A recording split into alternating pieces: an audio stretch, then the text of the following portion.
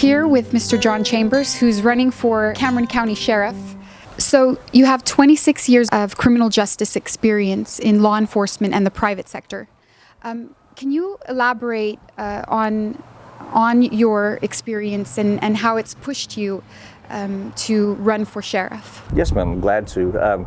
I appreciate you asking and having me here. I started off as a security guard working in the private sector. Later on, I purchased the security company I'd been working for. Paid my way through the police academy and went to work for the prison system. Worked my way all the way up through as a jailer, deputy sheriff, deputy constable, police officer, and for the last 14 years, almost 15 years, I've worked as a chief of police. And that's gained, I've gathered a lot of experience on not just in the law enforcement field, but in handling people. In addition to being in law enforcement, I also owned my own business during that time. I had a carpet cleaning business, and then, as I mentioned, a security company. So I've always been self-reliant. I want to accomplish a lot of things, but I want to do it in the right way.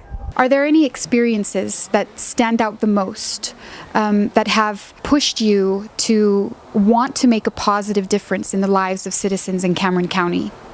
There's been many instances. I've always fought corruption. I've arrested people and worked cases against people that really didn't have any business being in government offices. But the most recent thing is in 2013, we became privy of knowledge and actually witnessed firsthand our current district attorney, Luis Saenz, taking bribes and his staff informing people of impending investigations. And so I reported those violations to the FBI. You should feel protected for speaking out and bringing injustices to light. And when I did that, I became a target of the district attorney because I'm not the kind to just sit back and let things happen. If I see something where people are suffering and being hurt, I'm going to take action. So I've been a target of the district attorney's office and a target of his chief investigator, who is also my opponent in the sheriff's election.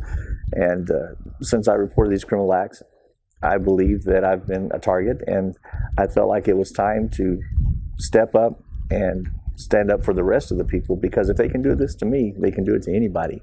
And it's time that the people feel protected in their own community.